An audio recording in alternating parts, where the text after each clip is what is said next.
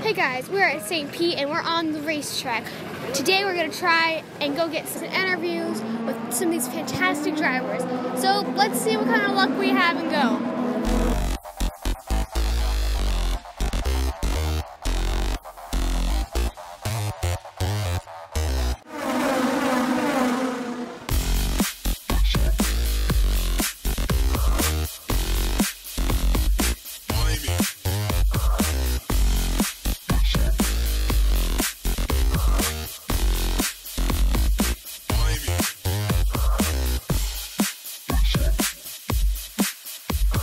It's time for another On the Spot! On the Spot! A lot of people don't realize you have long family ties to Indiana from your grandfather being a football coach at Purdue for a season. A lot of your family is from Indiana originally, right?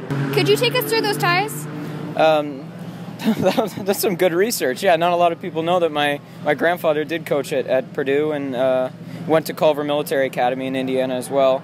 Actually, original ties to a little outside Cleveland, but he spent a lot of time in Indiana and out in the Midwest, so it is sort of a second home for my whole family. So coming IndyCar racing, I didn't really have to explain to them what that was. They knew what IndyCar means and what the Indy 500 means to the community in Indiana. So especially living there the last 3 years, it certainly has become a home. I understand your relation to Tony Renna and Ganassi Racing, but how did you originally get the first shop job with Brian Herta's rallycross team, and how did that relationship with Colton blossom out of that time there? Yeah, so I got the job in 2016. I'd known Brian for several years through my stepfather, Sean Jones, who had been great friends with him for a long time and actually partnered in that rallycross program.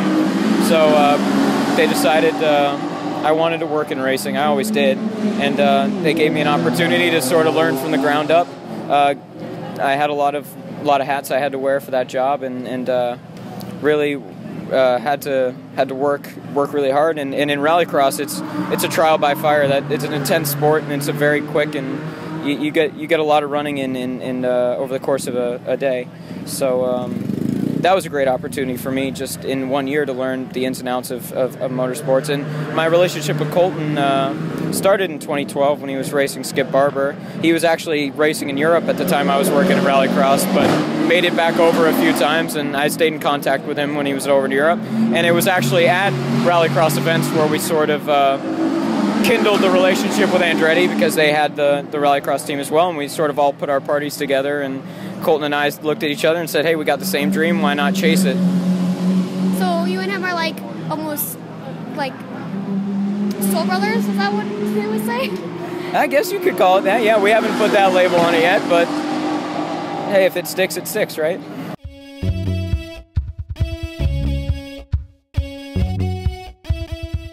Your dad has a pretty good track record calling races, especially at Indy. Do you think at any point you want him to be in your radio? Yeah, I mean, it'd be cool at some point in my career if it made sense, you know, obviously.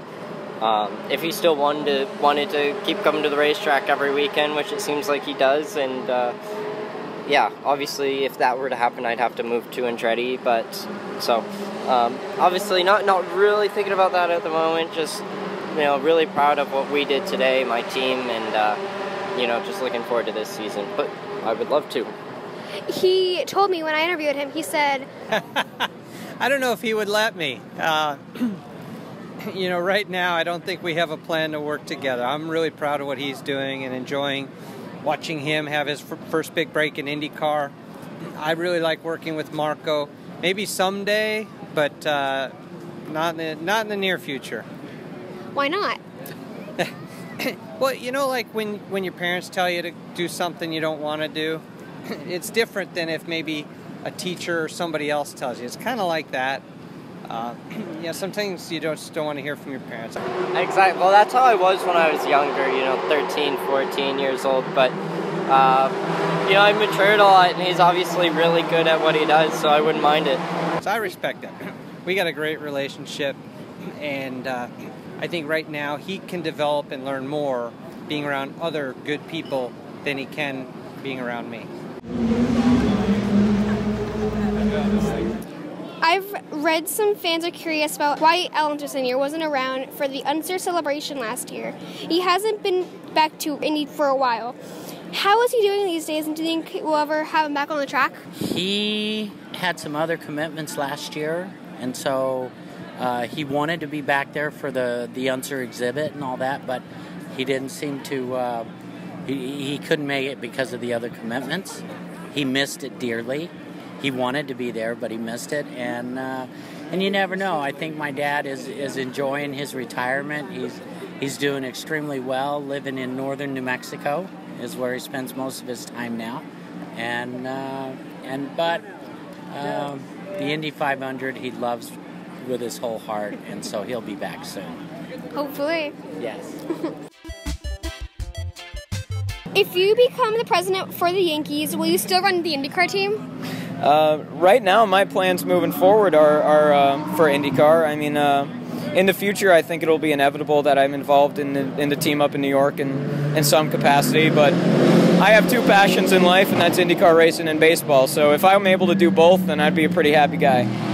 I mean, again, amazing, because you get two jobs, and they're both dreams, and that's what everyone wants in life, basically.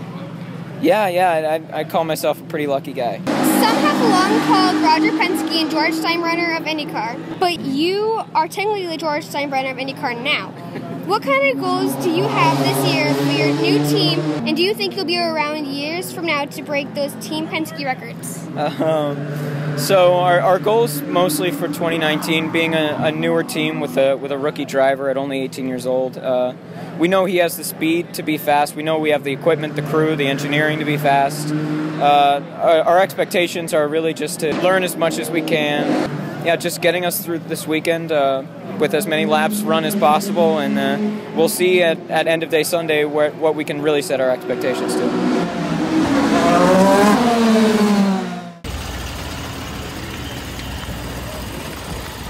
IndyCar drivers have been popping up on reality TV a lot over the years. If given the opportunity, what reality TV show or game show would you want to do and why?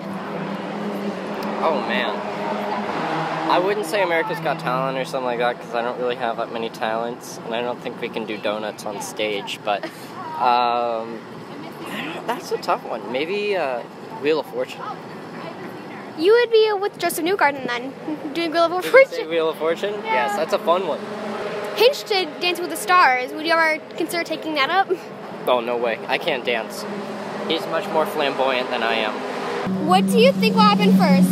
Russell Wilson suiting up for the regular season Yankees game, or Russell Wilson driving up the pace car at the Indy 500? Wow.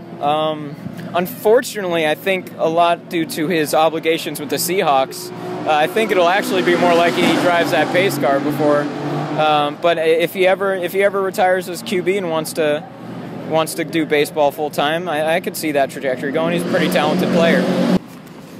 Well, that was an exciting 3 days. I got to interview all the drivers. Everyone was just so nice to me, and I can't believe I got to do this experience.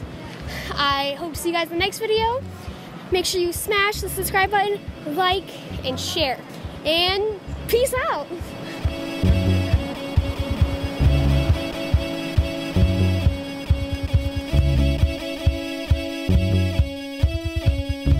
What were some specific tracks you really can't wait to get on this year in IndyCar? Coda for one, that's going to be really cool.